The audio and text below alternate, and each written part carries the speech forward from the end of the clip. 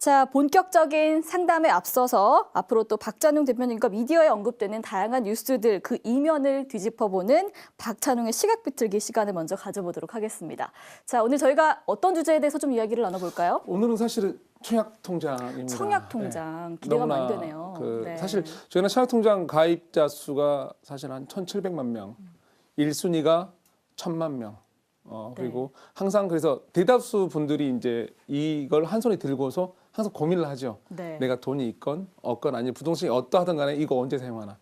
그런데 사실은 이제 청약통장을 듣는 이유는 이게 돈을 만들어 줄 것 같으니까겠죠. 아, 그렇죠. 네, 그래서 오늘 그 고민을 해볼 거예요. 자, 근데 그 고민을 먼저 시작하기 전에 시청자 여러분께 부탁을 드리고 싶어요. 어떤 시각에서 보셔야 되냐면 부동산 투자는 장기 투자예요. 장기 투자입니다. 장기 투자한테 중요한 거는 현재 수익률, 뭐 현재 경쟁률도 대단히 중요한 지표는 지표입니다. 그러나 궁극적으로 장기적 투자니까 궁극적으로 장기적 오랜 후에 과연 이걸 받아줄 세력이 있느냐 이게 가장 중요한 어떤 이슈가 되거든요. 근데 그 부분을 되게 관가하세요. 현지만 항상 보시거든요. 네. 자, 그런 시각에서 제가 오늘 설명을 좀 들어보셨으면 합니다. 그래서 좀 네. 보시면 자, 그래서 오늘 관련 기사는 이렇습니다. 얼마 전에 이제 났죠. 이제 제목인데 뭐 청약제도 개편의 해음 개편됐죠 얼마 전에. 네. 그래서 이제 많은 분들도 가입자 기대를 수가 하시죠. 더욱더 많아졌습니다. 엄청나게 네, 많아졌죠. 맞습니다. 그리고 이제 저희가 또 바뀌어서 이제 너무 이제 또 활용도가 여러 가지 있다는 식으로 이제 기사가 일어나는데 제 개인적에서는 솔직히 현장에서는 큰 의미 있는 건 아닙니다. 내가 보여드릴게요. 보시면 우선은 자 청약 통장 예전에 어떻게 왜 이게 많이 나왔었는지 보여드릴게요. 예전에 이제 서울을 하나 예를 들었습니다. 어느 도시인데요. 그냥 서울로 보시고요. 저희가 먼저 강북에 모였죠. 그러다 사람이 모이게 되면 이 공간이 좁아집니다. 네. 그리고 저희가 미뤄지면서 많은 사람들이 개인 소득이 늘어났습니다. 자 늘어나니까 불만이 생기죠. 나도 좀 더 넓게 좋은 시골 살고 싶죠. 그래서 네. 그 당시에 저희 선배들 세대가 4인 가구에 저희가 개인 소득이 늘었고 이러면서 이제 저희가 팽창을 준비하게 되죠. 그래서 정부 입장에서는 당연히 집을 만들어 줘야죠. 그래서 네. 저희가 이제 1차로 갔던 지역이 강남이었고 그다음에 이제 택지지구 이런 식으로 퍼져 나갔죠. 근데 이게 나갈 때마다 정부 입장은 이제 어떤 명분과 돈이 중요합니다. 그래서 돈에 이제 택지 만드는 돈이 많이 들고 그래서 청약통장 제도를 이용해서 돈을 확보를 한 거죠. 그렇잖아요. 모든 사람이 가입하는. 그리고 또 대의적 명분도 중요했죠. 왜? 공평하잖아요. 이걸 들어야만 집을 준다는 네. 개념에서 했는데 그 당시 이렇게 강남 아파트부터 시작해서 모든 대도시에 있는 신도시에 있는 물건들은 그래서 다 청약통장, 청약을 사용하는 대상이 됐던 물건들이죠. 그래서 이 시기에는 정말 물건이 많았어요. 솔직히 말씀드리면. 그래서 이 모든 대상들이 강남도 그랬고 신도시에 있는 대다수 아파트들이 뭐죠? 과거 신규 아파트 상당수가 청약 대상 아파트였어요. 그래서 대상이 되게 많았어요. 정말로. 이제 물론 시간 차이에서 공급을 했지만 근데 네. 이제 좀 더 가서 보시면요. 자, 요즘을 보면 뭐냐면 그래서 그 당시는 청약 가입자 수가 저 정도면 이제 이 대상 아파트가 이렇게 되게 많아서 순서별로 나왔겠죠. 많았던 지역이고요. 요즘을 볼게요. 요즘은 어떤 시기냐면 그래서 과거 대다수 청약 대상이었는데 요즘은 이렇습니다. 요즘은 자, 가입자 수는 대단히 많습니다. 1,700만 명이면 어느 정도 숫자면요. 그 정원 씨 저희 나라 인구 남한 인구가 네. 아시죠? 한 5천. 네, 5천만인데 그러면 1,700만에서 좀 더 늘었으니까 요즘에 뭐 1,700하고 중간 좀 갈 텐데 요즘 가입자 또 늘었으니까 네. 뭐 절반은 아니지만 절반은 육박하죠. 4천만 보면. 자, 거긴데 요즘에 사실 청약통장 사용할 때 있으신가요? 많이? 아니요. 별로 없어요. 사실은 얼마 전에 이제 위례고 제가 마곡이 인기를 얻었고 네. 뭐 이렇게 미사도 인기를 얻었는데 자세히 보시면 얼마 전에 제가 지난번에도 한번 발표한 적이 보여드렸는데 저희가 인구 감소를 대비하면서 더 이상 그 외곽 신도시 택지 사업을 많이 안 해요. 네. 앞으로 안 할 건데 그걸 안 하게 되면 자 택지 사업이 없다 그러면 이 분양받을 아파트는 어디 있는 거죠? 그러게요. 없어요. 없어요. 그래서 네. 나온다는 게 겨우 이제 저희가 나올 수 있는 게 그 일반 분양이 나오는 게 그 도심에 있는 재건축 재개발에서 나오는 일반 분양 조금 나오는 거. 그게 네. 다거든요. 그래서 지금에 나오는 현 도심의 대다수 아파트는 청약 대상이 아니에요. 조합원 아파트지. 그래서 이 수치 변화가 상당히 여러 가지를 만들어요. 왜냐하면 제가 오늘 고민할 건 이거예요. 예전에는 되게 가입자 수는 적었는데 대상 아파트가 많이 나왔었고 네. 지금은 어마어마한 가입자 수를 자랑하는데 대상 아파트는 대단히 적죠.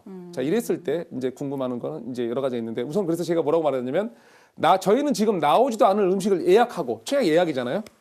자, 기다리고 있는지도 몰라요. 왜? 있지도 않은데 저희가 앞으로 나올 서울시가 계획 옛날에 보면 서울시 잠재적으로 앞으로 재개발 재건축 다 됐을 때도 신규 공급 아파트 숫자를 한 10년 이내에 190만 가구로 봐요. 뭐 네. 많이 했을 때.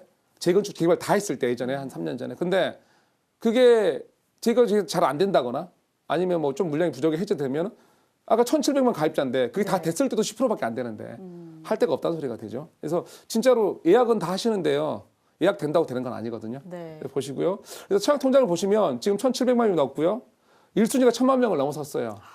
어마어마하죠. 제가고요. 보시면 이제 그래서 급속 증가했는데 문제는 이제 택지 사업을 최소화하는 게 이제 문제죠. 그래서 택지 사업이 없죠. 그리고 아까 말씀드린 대로 재개발, 재건축에 나오는 일반 분양은 극히 낮아요. 물량. 그리고 또 중요한 건 재개발, 재건축의 일반 분양 정호 씨 싼가요? 아니요. 네, 저거는 이제 사업배에서 나오는 재개발, 재건축 말 그대로 비즈니스 사업이에요. 그래서 네. 조합원들의 이득이 먼저이기 때문에 일반 분양부는 최대한 이득을 얻을 수 있는 구조를 만들어야 돼요. 그렇기 때문에 이게 단가가 쌀 리가 없죠. 네. 뭐 너무 비싼 비명 나겠지만. 자, 그래서 이제 문제는 뭐냐면 가입 신청 가능 단지 수는 대단히 없는데 가입자는 폭발로 증가하는 상황이에요. 그래서 제가 무슨 말 하고 싶냐면 이거는 이제 좀 이거 나중에 설명드릴게요. 네. 사실 오늘 하고 싶은 건 그래서 지금의 청약 경쟁률을 고민하고 싶은 거예요. 네. 왜냐하면 몇십 대 일? 사실 요즘에 우리 인터넷상에서 아무리 좋은 기사가 떠도 댓글 뜨는 거 보면 이상한 사람들 많죠. 네. 자, 그런 비율만 계산해도 1,700만 명이에요.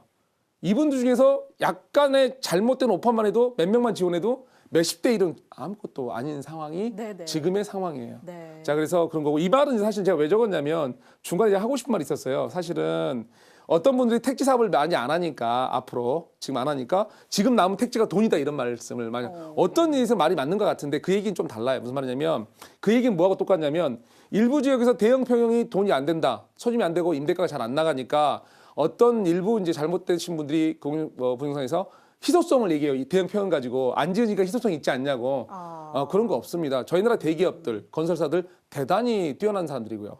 그분들이 안 짓는 이유는 수요층이 없으니까 안 짓는 것뿐이에요. 절대로 수요가 떨어지지 않는 거지 희소성 문제와 관계없는 문제예요. 네. 자, 그렇게 설명을 드리고요. 자, 그래서 제가 질문한 게 이거예요. 자, 지금의 청약 경쟁률 몇십 대를 났다. 기사들 많이 늦어. 네. 과연 의미가 있냐 이거죠. 왜냐하면 제가 그래서 아까 장기 투자를 얘기한 거예요. 중요한 건 뭐냐면 청약을 몇십 대일이 중요한 것도 있지만 결론은 장기적으로 청약하고 몇 년 있다 입주한 다음에 입주 시기 후에 우리가 돈 되는 시기, 매도 타이밍이잖아요. 부동산은 팔았을 때가 중요해요. 돈이 되냐 안 되냐 팔아 중요한데 청약 아파트라는 거는 청약하면 곧바로 입주가 아니고 2, 3년 뒤에 입주예요. 네. 또 입주 시기에는 부동산이라는 게 초기에 입주 물량이 많아서 가격이 안정화가 안 돼요. 대부분 2년이나 한 4년 임대 그 계약이 한 두 번 갱신돼야 되거든요. 그러면 훌쩍 한 7, 8년 지나가요. 그러면 그때 매도 시기인데 그때 우리가 고민할 것들은 지금 가구 수분화나 이런 거 봤을 때 좀 달라진 상황이다 이거죠. 그래서 단순히 지금 경쟁을 봐서는 안 된다는 이거 얘기를 하는 거거든요. 그래서 이 아파트라는 게 문제가 뭐냐면요. 첫째, 청약은 정말로 이제 그 아파트 중심만 네, 있죠. 네. 사실은 그렇죠. 그리고 또 중요한 건 다른 의미에서는 이 아파트는 가장 비싼 테마 주택이에요. 이 주택 중에서 뭐 고급 빌라가 있겠지만 네. 그리고 이제 뭐냐면 중요한 건 청약 통장은 사용할 곳이 현재 대단히 적어요. 더 중요한 건 가입자는 엄청나고요. 또 중요한 건 뭐냐면 지금 공급되는 아파트는 조합원 아파트 위주예요. 네. 그래서 여러분들이 대부분 청약 통장 사용한다 생각 들고 계시는데 가끔 물음표가 제가 줘야죠. 어디다 사용하실 건데요? 많지 않거든요. 없으니까 많지 않은 곳 하니까 경쟁률은 올라가죠. 네. 그래서 그게 무슨 말을 하고 싶냐면 저는 제가 이 질문으로 던졌어요. 청약 경쟁률이 미래의 가치 기준이 될까? 제 입장은 전혀 되지 않아요. 될 수가 없는 게 지금의 가입자 수 너무 많아요. 네. 그리고 할 수 있는 게 너무 적어요. 그 상황에서 이거 가치만 볼 수 있는 게 아니에요. 그래서 아까 말씀드린 첫 시작에 부동산 투자는 장기 투자예요. 자, 장기 투자의 중요한 거는 현재의 수익률, 현재의 경쟁률이 중요한 게 아니에요. 내가 돈 되는 시점, 매도 타이밍을 보라고는 그 시점에 이 부동산에 대한 받아줄 세력이 충분한가? 아니면 우리 사회 변화 봤을 때 그게 가치 있는가? 이걸 봐야 되는데 그걸 너무 관가하시고 이것만 본다 이거죠. 그러지 마시라 이거예요. 물론 이게 아예 안 되는 건 아니에요. 분명히 경쟁이 네, 높으면 네. 저기 어느 정도 있겠지만 절대적이지 않다는 말씀드린 거고요. 그래서 이제 질문을 만져봐 드리면 이제 이렇죠. 현재 뭐 100대 1의 청약 경쟁률 10년 뒤에 우리가 중요한 건 뭐죠? 서울 같은 경우는 한 60% 이상 10집 중에 6집이 사실은 1, 2인 가구예요. 네. 이게 30평 아파트였다 잘 됐다. 의미 있냐 이거죠. 2인 가구한테 운동장이거든요. 네. 10년 뒤에 돈 되는 타이밍. 이제 이런 것들이 이제 주에서 의미 있는 중요한 질문이고요. 그다음에 이제 그래서 결론을 내면 이렇습니다. 과거의 기준, 청약 경쟁률 과거의 기준입니다. 물론 지금에도 어느 정도 영향을 미칩니다. 그러나 그게 거품을 만들 수도 있습니다. 과거 기준이. 이거에 대해 민감해서 생각하시고요. 그다음에 결론은 뭐냐면 부동산 투자는 철저히 장기 투자입니다. 장기 투자에서 가장 중요한 거는 현재가 아닌 미래의 수요. 미래에 내가 돈 되려고 팔려고 하는 그 시점에 그거를 받을 세력이 있냐 없냐 차이가 중요한 거지 현재가 중심은 아닙니다. 최소한 비율로 나누더라도 현재가 49%면 미래가 51% 이상을 딱 나누셔야 됩니다. 네. 이게 오늘 제가 청약통장 하고 싶은 얘기였어요. 네, 아주 청약통장을 아주 제대로 비틀어 주신 것 같은데요. 자, 관심이 있으신 분들은 이 강의 내용을 좀 참고를 하셔서 한번 진행을 하시면 좋을 것 같습니다.